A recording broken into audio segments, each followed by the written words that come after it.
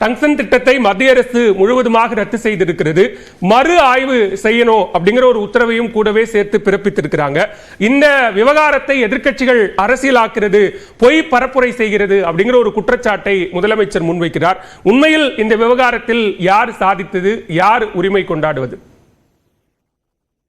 Sir இந்த என்னன்னா, நம்ம இந்த டங்ஸ்டன் திட்டத்தை பொறுத்த வரைக்கும் இதனுடைய டங்ஸ்டன் என்ற இந்த சுரங்கம் இந்த அரிட்டாப்பட்டி நாயக்கர்பட்டி தொகுப்புல ஏலம் விடப்பட்டதுங்கிறது அதிகாரப்பூர்வமாக வெளிவந்ததுங்கிறது கடந்த நவம்பர் மாதம் 7ஆம் தேதி தான் இங்க டங்ஸ்டன் எடுக்க போறாங்க, இங்க ஏலம் விட போறாங்கிறது அதிகாரப்பூர்வமான அறிவிப்புங்கிறது வெளிவந்தது.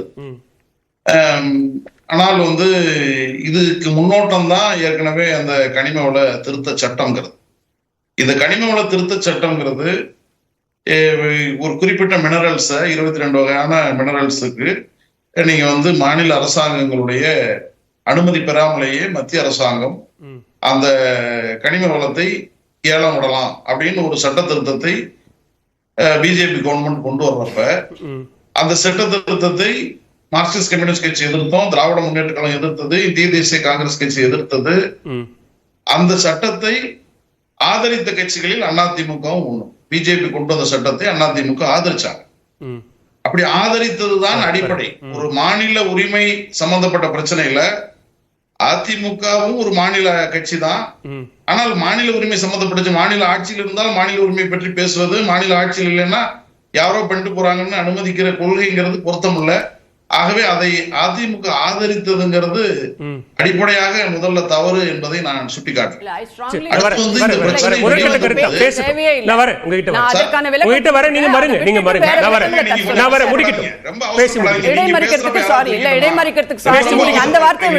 பேசுறப்ப யாராவது குறுக்கிட்டமா, நீங்க முழுசா பேசுறீங்க, எங்களை முழுசா பேச விடுங்க, நீங்க குறுக்கிடாதீங்க. அதுக்கு பிறகு இந்த அறிவிப்பு வந்த பிறகு ஒரு நாடாளுமன்ற உறுப்பினர் என்ற முறையில் மதுரை நாடாளுமன்ற உறுப்பினர் தோழர் வெங்கடேசன் அவர்கள் இந்த அறிவிப்பு வெளிவந்த உடனேயே இது சம்பந்தமான ஆட்சேபனை கடிதத்தை நாடாளுமன்ற உறுப்பினர் மத்திய நிலக்கரி மற்றும் சுரங்கத்துறை அமைச்சர் அவர்களுக்கு கடிதமாக எழுதினார். இங்கிருந்து எழுதினார். அது சம்பந்தமான அறிக்கையும் வெளியிட்டார். எல்லா பத்திரிகையிலும் வெளிவந்துச்சு, உங்களுக்கு தெரிஞ்சிருக்கும். அந்த அறிக்கையை வெளியிட்ட போதுதான் இந்த டங்ஸ்டன் சுரங்கம் எங்க அமைய போகுதுங்கிற வரைபடத்தையும் சேர்த்து வெளியிட்டார். ஆகவே இந்த வெளியிட்ட பிறகுதான் இங்க நம்முடைய இந்த கிராமங்கள் முழுவதுமே நம்முடைய ஊர்லயும் இது சுரங்கம் தோண்ட போறாங்க, இங்க டங்ஸ்டன் சுரங்கம் தோண்ட போறாங்கிற விஷயங்கள் மக்களுக்கு மத்தியில போகுது. ஆகவே மக்கள் ஒரு போராட்ட குழுவை உருவாக்குறாங்க. கனிம வள கொள்கைக்கு எதிரான ஒரு போராட்ட கூட்டமைப்பு என்பதை ஏற்படுத்துறாங்க. அந்த ஏற்படுத்தி தான் நவம்பர் 22ஆம் தேதி உள்ளாட்சிகள் தினத்துல நடைபெற்ற கிராம சபை கூட்டத்துல மதுரை மாவட்டத்துல 22 கிராம ஊராட்சிகளில் தீர்மானம் நிறைவேற்றுறாங்க. அந்த கிராம ஊராட்சியில அரிட்டாப்பட்டி ஊராட்சியில நம்முடைய மாண்புமிகு வணிக வரித்துறை அமைச்சர் அவர்கள் அந்த கிராம சபை கூட்டத்தில் அவர் கலந்து கொண்ட போது தமிழ்நாடு அரசாங்கம் உங்களுக்கு துணை நிற்கும், நிச்சயமாக இந்த டங்ஸ்டன் சுரங்கம் துவங்குவதை நாங்க எந்த வகையிலும் தமிழ்நாடு அரசு அனுமதிக்காது என்ற ஒரு வாக்குறுதியும் கிராம சபை கூட்டத்துல சொல்லிட்டு போனாரு. ஆகவே இந்த 24 கிராமங்களுடைய தீர்மானமாக அது போனது. அதற்கு அப்புறம் தான் நீங்க அங்க சட்டமன்றத்தில் முதலமைச்சர் அவர்களால் தனி தீர்மானம் கொண்டு வரப்பட்டு எல்லா கட்சியும் ஆதரித்து இதற்கு எதிராக தமிழ்நாடு அரசாங்கத்தினுடைய தீர்மானத்தை விலக்கி எழுதின பிறகு அவர் முதலமைச்சர் கடிதமே எழுதின பிறகும் மத்திய அரசாங்கம் என்ன பதில் கொடுத்துச்சுன்னா, இது சுற்றுச்சூழல் பாதிக்கப்படுது, பல்வேறு பெருக்க மண்டலம் இருக்கு, இங்க நீரூற்றுகள் இருக்கு, இங்க பல்வேறு பறவையினங்கள் இருக்கு, இதெல்லாம் இருந்தாலும் இந்த 500 ஏக்கரை ஒதுக்கி விட்டுட்டு மீதி இருக்க 500 ஹெக்டரை மட்டும் ஒதுக்கி விட்டுட்டு மீதி இருக்கக்கூடிய பகுதியில சுரங்கம் தோண்டலாம் என்பதுதான் நீங்க மத்திய அரசினுடைய நிலைப்பாடாக அதுதான் பதிலாக இருந்தது. ஆகவே இந்த பதிலை ஏற்க முடியாது என்று சொல்லித்தான் போராட்டத்தை அந்த பகுதி மக்கள் தொடர்ந்தாங்க. நடந்த நிகழ்வுகள் அந்த டைம் லைனா என்னென்ன நடந்தது, எந்தெந்த காலகட்டத்தில் இந்த போராட்டம் என்னவா வலுப்பெற்றது, அதற்கு பிறகு அரசனுடைய தீர்மானம் அப்படின்னு பேசுறோம். ஆனா இந்த சூழல்ல தமிழ்நாடு பாரதிய ஜனதா அரசு மேற்கொண்ட முன்னெடுப்புகள், நாங்க போய் மத்திய அமைச்சரை சந்தித்து கொடுத்த அழுத்தம், அதன் அடிப்படையில் தான் இவ்வளவு பெரிய ஒரு திட்டம் அவ்வளவு ஈஸியாலாம் ரத்து செய்யப்படாது, நாங்கள் கொடுத்த அழுத்தம் தான் காரணம் அப்படின்னு சொல்லப்படுறதும், அதே நேரத்தில் அதிமுக நாங்க சட்டமன்றத்தில் முகக்கவசம் அணிந்து டங்ஸ்டனுக்கு எதிர்ப்பு தெரிவித்து முகக்கவசம் அணிந்து நாங்கள் சட்டமன்றத்திலும் மக்கள் மன்றத்திலும் எடுத்த போராட்டங்கள் தான் இந்த வெற்றிக்கான ஒரு காரணம் அப்படின்னு அந்த கிளைமிங் ஒண்ணு நடக்குது இல்லையா, அதுதான் கேள்விக்குள்ளாகுது. சார் என்னன்னா பாஜகவுடைய மாநில தலைவர் லண்டன் போயிட்டு வந்த பிறகு என்ன சொன்னாருங்கிறத நம்முடைய அன்பு சகோதரர் ஒளி வாயிலாக சொல்லிட்டார். அவர் டங்ஸ்டன் சுரங்கம் துவங்கப்பட வேண்டும் என்பதுதான் பாஜகவுடைய நிலைப்பாடு. அதுதான் அவர் சொல்றாரு.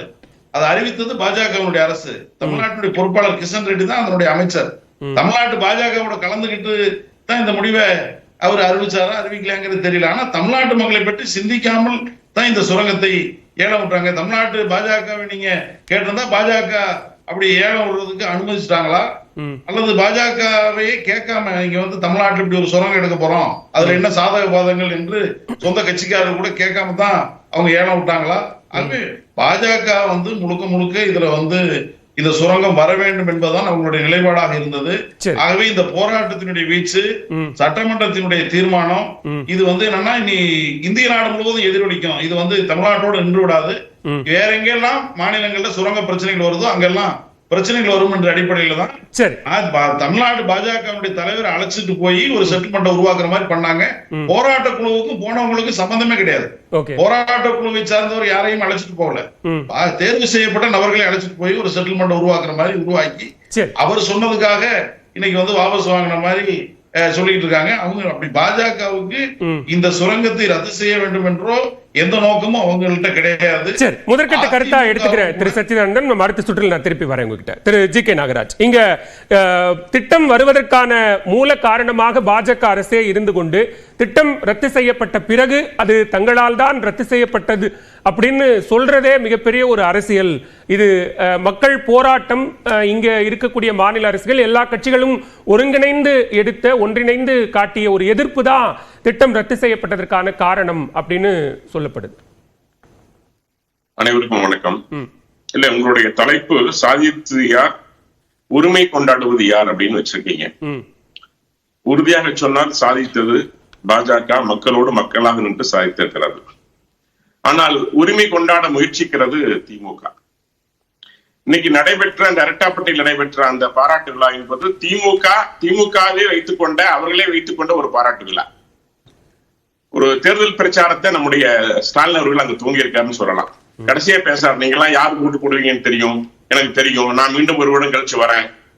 அதாவது பாஜகவுக்கு வந்த பெருமை, பாஜகவுக்கு கிடைத்த மரியாதை. ஏன்னா இங்கிருந்து டெல்லியில போய் அந்த இறங்கிய விவசாய பெருமக்கள் இறங்கியதுல இருந்து அவளை அழைச்சிட்டு போய் அமைச்சரோட சந்தித்ததும் சரி, கோரிக்கையில கொடுத்த வரவேற்பும் சரி, முழுமையாக அவர்களுக்குரிய மரியாதையை கொடுத்து சொன்ன தேதியில அந்த திட்டத்தை முழுமையாக ரத்து செய்து ஏலத்தை ரத்து செய்து திருப்பி அனுப்பியிருக்கிறார். அவங்க போராட்டம் திரு சச்சிதானந்தம் குற்றம் சாட்டுறாரு. அந்த அழைத்து செல்லப்பட்டவர்கள் போராட்ட குழுவினரின் ஒரு பகுதியினரே அல்ல, அவர்களுக்கும் போராட்ட குழுவுக்கும் தொடர்பில்லை அப்படிங்கிற போராட்டத்தை நிறுத்தினாங்க.